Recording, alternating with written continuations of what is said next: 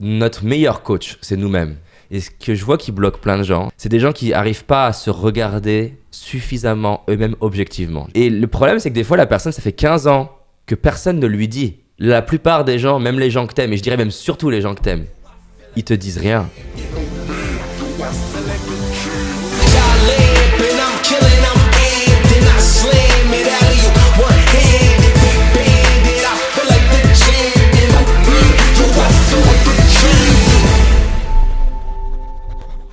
Alors il y a plein de super qualités. Je pense qu'une que j'adore, c'est cette idée de self-awareness, c'est-à-dire la capacité à se regarder soi. Parce que notre meilleur coach, c'est nous-mêmes. Même si je crois au coaching, c'est pour ça que moi je paye des coachings, pour me faire coacher, la formation. Mais notre meilleur coach, c'est nous-mêmes. Et ce que je vois qui bloque plein de gens, et tu dois le voir autour de toi, c'est des gens qui n'arrivent pas à se regarder suffisamment eux-mêmes objectivement. Je vais prendre un exemple concret. J'ai eu un client comme ça, là il cartonne. Et je lui ai dit hier, franchement, bravo, parce que tu démontres de la self-awareness. Je donnais pourquoi. La manière dont il s'habillait, la manière dont il parlait, la manière dont il interagissait avec les autres, faisait que, de base, il pouvait pour certaines personnes avoir un côté repoussant. Et ça demande une extrême self-awareness, que d'être capable de se regarder soi objectivement et de se dire si je ne me connaissais pas, qu'est-ce que je penserais de ce gars-là ? Parce que même si effectivement tu peux cartonner et réussir sans du tout prendre soin de ce que tu dégages, de ta communication, bien sûr il y a des exemples de ça, et je suis pas du tout pour le fait d'être à l'extrême dans l'apparence, parce que je pense que c'est mauvais pour soi. En revanche, c'est quand même dommage de se tirer une balle dans le pied. Parce qu'on va pas se mentir, on a 5 sens, et l'ordre par lequel on juge en premier, c'est les yeux. Et c'est normal, parce que c'est le sens qui voit le plus loin. Le deuxième, le sens par lequel on juge, c'est ce qu'on entend. C'est pour ça qu'on d'abord on juge ce qu'on voit, ensuite on juge à la voix. Le troisième, on va juger à l'odeur. Alors qu'il y a des, pour en prendre l'odeur, il y a des clients à qui je leur ai dit, écoute, je veux dire, vraiment, tu sens mauvais en fait. Et c'est pas agréable d'entendre, mais si la personne elle se rend pas compte elle-même que son odeur fait que quand la nana l'approche, elle a envie de partir, que quand le mec l'approche, il a envie de partir, ou quand le partenaire a envie de l'approcher, a envie de partir, c'est quand même con d'être brillant, d'avoir un cœur comme ça, d'avoir envie d'apporter énormément, et que la personne parte parce que tu sens mauvais.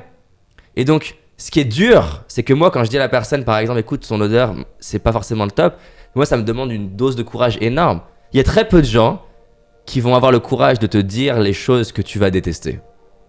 Et donc, vu que très peu de gens vont le faire pour toi, ben, soit tu payes des gens comme moi qui vont être prêts à te dire des choses désagréables pour t'aider, par amour. Comme je dis à mes Titanium, c'est un groupe d'entrepreneurs, je dis voilà, vous avez choisi d'être avec moi, pas seulement pour que je vous dise des trucs agréables, aussi pour que je vous dise des choses qui ne seront pas confortables. Et d'ailleurs, premier exercice qu'on fait au 3e jour, on a une immersion ensemble, ils sont en train de manger face à face par groupe de 6, et on fait un exercice où ils vont tous se dire leur première impression, à la fois ce qui les a impressionnés, mais aussi leur jugement. Qu'est-ce qu'ils se sont dit ? Et tu as des gens qui se rendent compte que, bizarrement ou pas, tu as 20 personnes qui ont eu le même jugement négatif sur eux, et tu vois, tu en as qui se rendent compte...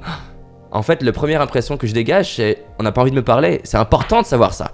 Mais vu que, mis à part payer des gens comme moi, ou faire partie de groupes que je crée, ou d'autres gens, d'autres groupes, la plupart des gens, même les gens que t'aimes, et je dirais même surtout les gens que t'aimes, ils te disent rien. Et donc, la capacité à se regarder soi. Moi, par exemple, il a fallu que je me regarde. J'étais mauvais en communication. J'articulais mal. Je faisais plein de fautes de français. J'avais une mauvaise gestion de mon énergie.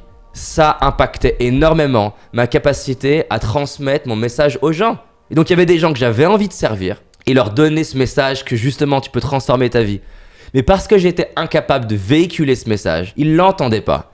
Et c'est un exemple que je prends souvent qui m'a beaucoup fait souffrir. Un ami à l'école, quand j'étais en école d'ingénieur, on a 18 ans, on lui annonce qu'il a une maladie dégénérescente. Et je veux le voir progressivement, d'avoir de plus en plus de mal à marcher et à utiliser juste le stylo et l'ordinateur. Et moi je suis passivement à assister à ça.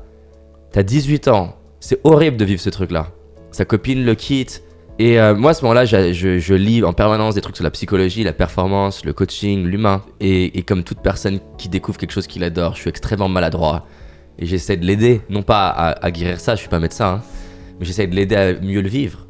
Et pendant 3 mois, j'essaye des trucs. Et un jour, il me fait vraiment comprendre, écoute, pas comme ça, mais ça veut dire ça, écoute, dégage. Et je comprends pourquoi il me dit dégage. Qui je suis moi ?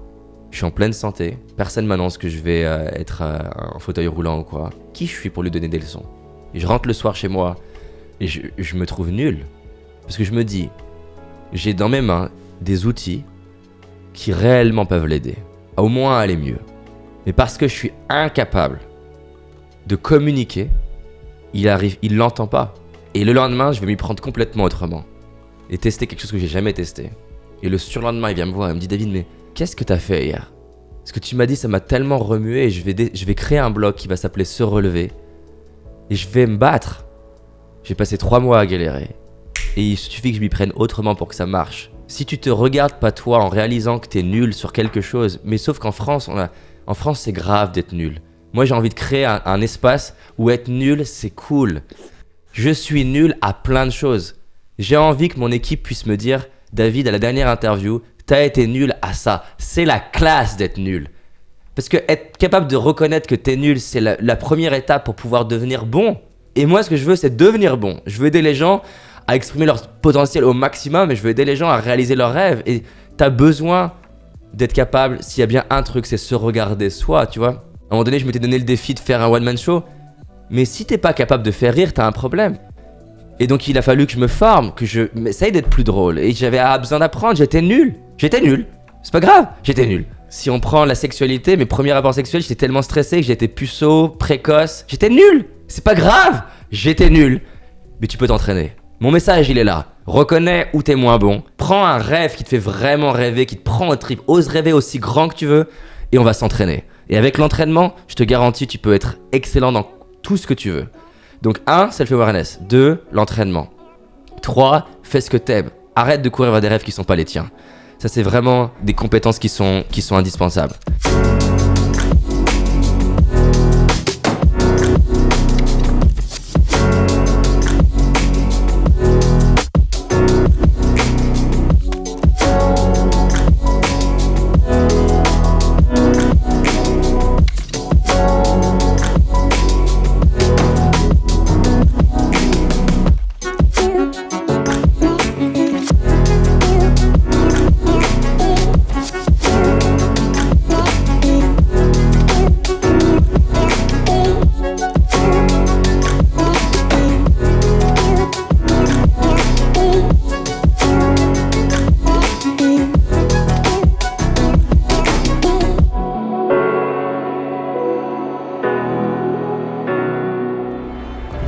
Si t'as envie d'aller plus loin, j'ai réalisé une vidéo qui s'appelle les 5 erreurs que la majorité d'entre nous font et qui va nous causer l'échec de nos projets, nos rêves et notre réussite.